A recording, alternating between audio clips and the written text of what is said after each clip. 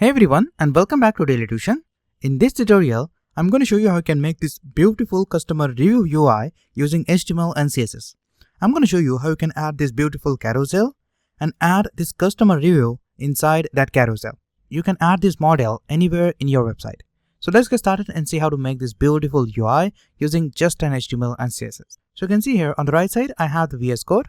Inside the VS Code, I'm going to open the empty folder, and inside that, I'm going to create a new file. And I'm going to name it index.html. Along with that, let me create a style file as well, style.css. And inside this index.html, here I'm going to add exclamation mark and press enter. So this is going to add HTML5 snippet. Now let me change this document title to reviews. Just are that. Here I'm going to link my style.css. So I'm going to say here link style.css.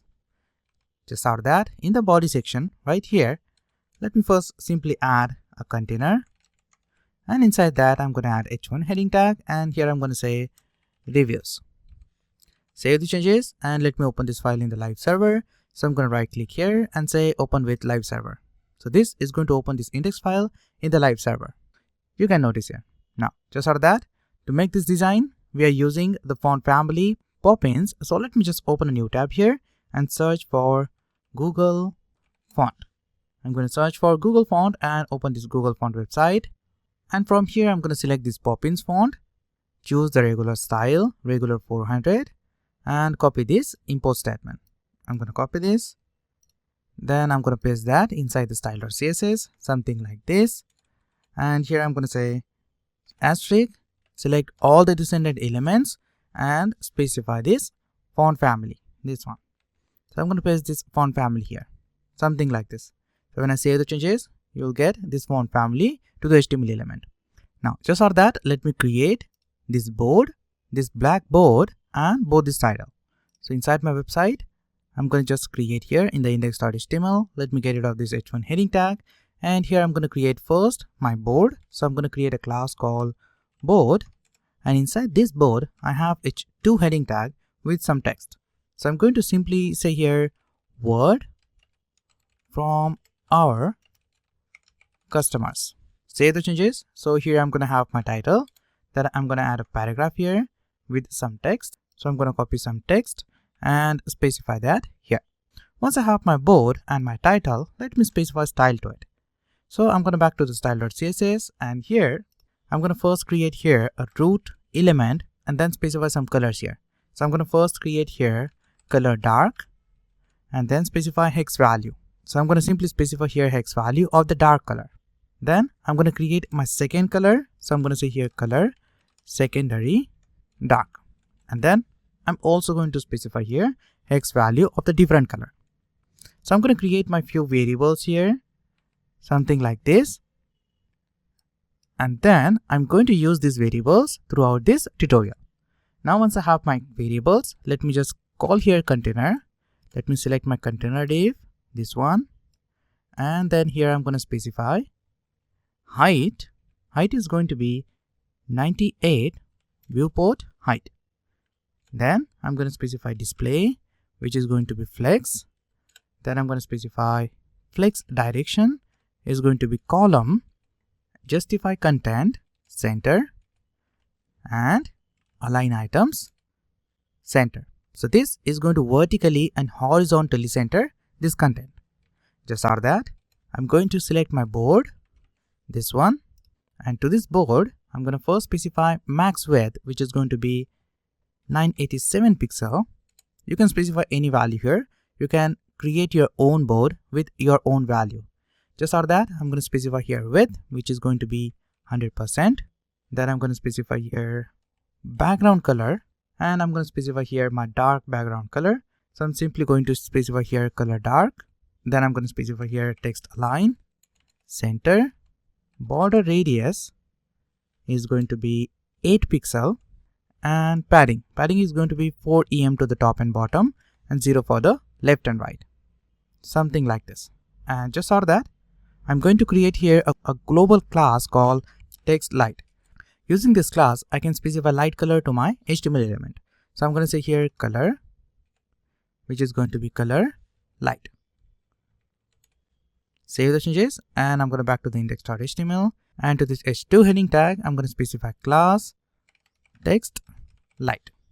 Save the changes. So this will specify this class to this h1 h2 heading tag. I'm going to do the same for this paragraph like this. Now just after that, in my finished website, you can see I have here a slider with next and previous button. So let's add this slider in this website. I'm using swiper slider to create this beautiful UI. So I'm going to just open a new tab and search here swiper.js. And from this first website, swiper.js.com, I'm going to grab this swiper.js library and use that in my project. So let me just click on this get started. Here we have different options to import this library in the project using npm, using cdn, or by downloading the library. I'm using cdn method. So I'm going to just scroll down, and here I'm going to have use swiper from cdn. I'm going to copy this link, this CSS file, and paste that at the top in the header section of this website. You can see before the style.css, and then I'm going to copy this script tag. I'm going to put this script tag before the closing body somewhere here. Just after that, let me save the changes, and when you scroll down, you can notice you have a swiper HTML layout. You have to just copy this layout so you can rapidly create a slider. So I'm going to copy this division tag right from here. I'm going to copy all this HTML and put that in my board right inside here. Something like this. So this is going to create a simple slider in my website. Let me show you. When I back to my website and save the changes, you can see I'm going to have my slider here. Now, of course, it's not going to work because we didn't initialize it yet. So let me just back to the swiper.js and scroll down. Here, I'm going to have a code to specify size to this slider. So let me just copy this code as well and paste that in my style.css. Just down here, scroll down. We can initialize the swiper using this JS code. So we can just simply create a file here in my project with the name main.js. Don't forget to first link this file to the index. So just out of the script tag, here I'm going to say source, and I'm going to say here ./main.js. Save the changes, back to the main.js, and here I'm going to first initialize swiper.js.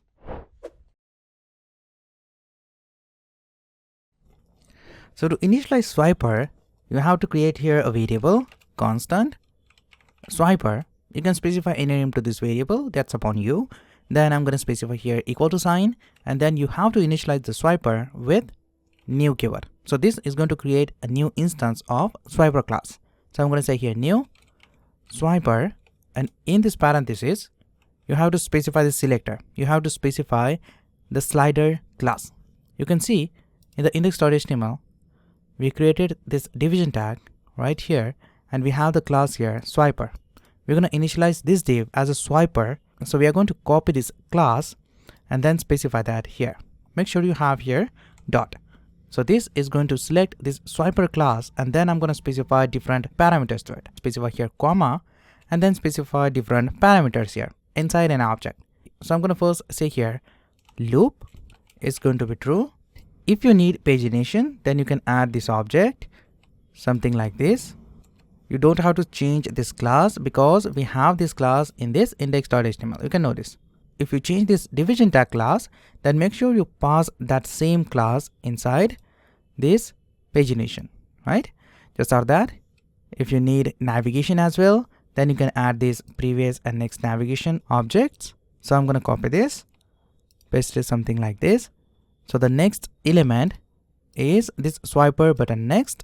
So this will just specify this is my next element and this is my previous element. So I'm going to specify the classes of that element to this properties, next element and previous element. Just after that, if you want, you can add a scroll bar as well at the bottom of your slider. For example, if I add here, if I copy this, paste it something like this, save the changes, back to my website, and here you can notice we have the scroll bar and the arrow buttons. Now you can scroll between different tabs. Now because we have a dark color to this light text, you're not going to say anything. Now because we are not using this scroll bar, let me get rid of it. Save the changes and back to the index.html. And as you know, we are not using scroll bar, so let me just get rid of this HTML as well, right from here. Now, just for that, as you know, we have the next and the previous button and the pagination. Inside this slides, let me create my UI. Let me create this beautiful comment, the user profile, name of the user, and the user post. Let me get rid of these sliders.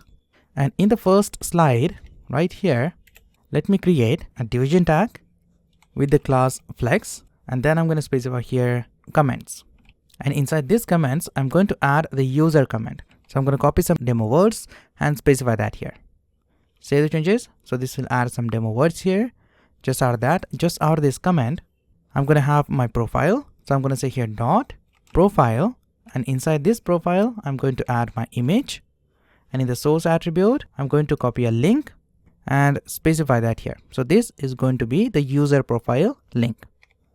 Just out of that, here I'm going to add an anchor tag and specify the username. So I'm going to just specify here demo username. And after that, I'm going to add a span tag for the user post. So I'm going to say here founder and CEO. This is the hard-coded values. You can get these values from the API as well. Save the changes and I'm going to have the result what I want. Just out of that, I'm going to back to the style.css and here I'm going to style this swiper. So I'm going to first select the flex box, this one. So I'm going to say here swiper dot swiper slide and then select flex and then select flex. Just out of that, I'm going to add some margin to it. Margin is going to be 3 em to the top and bottom and 0 for the left and right. And then I'm going to specify here display flex. Flex direction is going to be column and align items center. Just out of that, I'm going to select comments. So I'm going to select this swiper slider. I'm going to select my slides and inside that I have comments. I'm going to select this comments division tag. And then here inside this, I'm going to first specify the background color. So the background color is going to be the light color. So I'm going to say here var color light. Then I'm going to specify some padding to it. Padding is going to be 1.5 em to the top and bottom and 2 em to the left and right. Then I'm going to specify here width is going to be 50% and border radius is going to be 5 pixels. Just out of that, I'm going to specify some font size to it. Font size is going to be 0.9 em and position is going to be relative. Down here, I'm going to copy this selector, paste it just down here, and this time I'm going to create this triangle using after pseudo selector. So just out of this command, I'm going to say here colons after. I'm going to create here after pseudo selector. So I'm going to say here content null. Then I'm going to specify here position absolute. Bottom is going to be minus 19 pixel.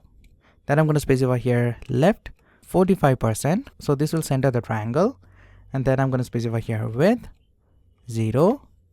Height is also going to be 0. And I'm going to create the triangle using borders. So I'm going to say here border left 20 pixel solid transparent.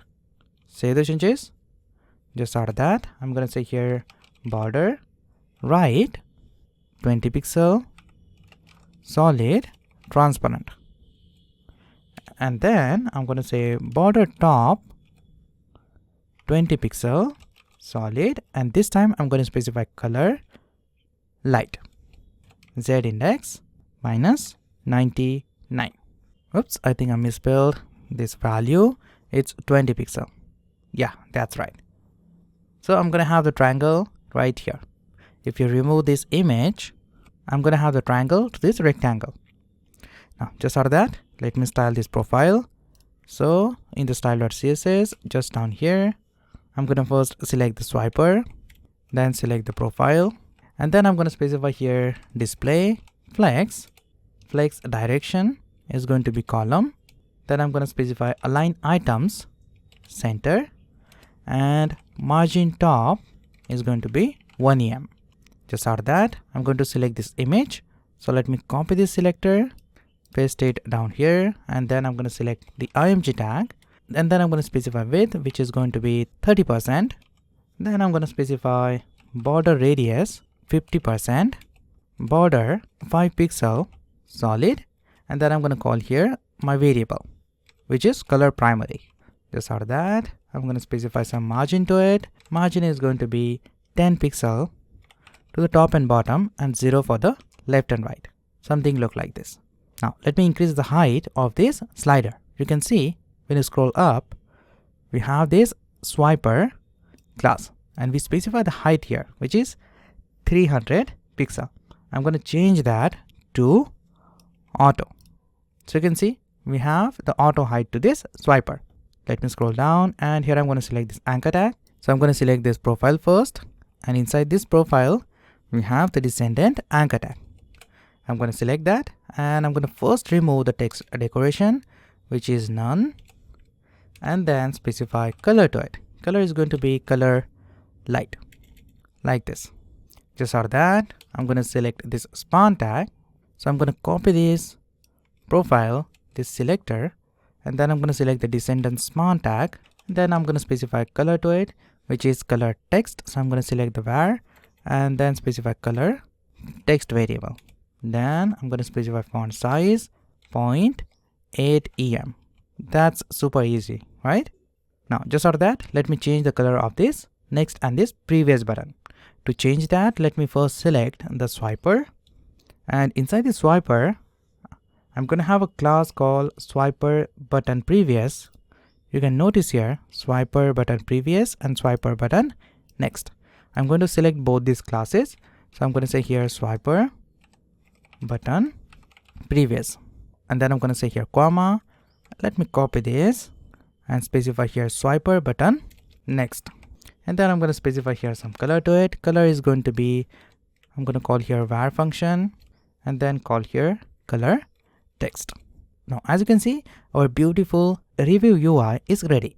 But now let me check this UI is responsive for the mobile devices or not. If you decrease the size of this window, you can see this UI is not responsive. So let me just make this UI completely responsive for all the devices. Now as you can notice, this UI is not completely responsive. So let me just make this UI completely responsive and add few more items inside this swiper. So in the index.html, I'm going to add some items here. Now what you need to do is you need to copy this division tag and paste that down here to create a next slide. When I save the changes, you can see you have the next slide here. But now I want to change this text as well as this image. So let me just change this text. You can specify your own text here, that's upon you.